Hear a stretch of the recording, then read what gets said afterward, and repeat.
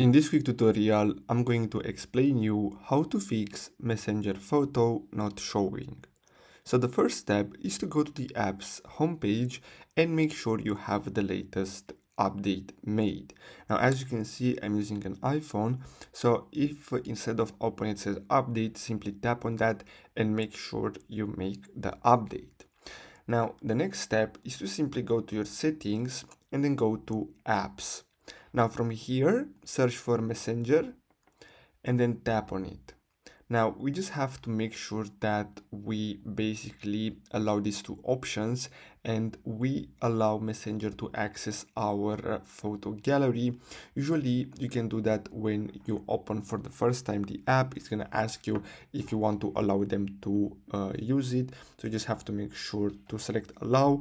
If you didn't do that, you can simply uninstall and reinstall the app, and that should fix the error. So I hope you found this video helpful. Thanks for watching.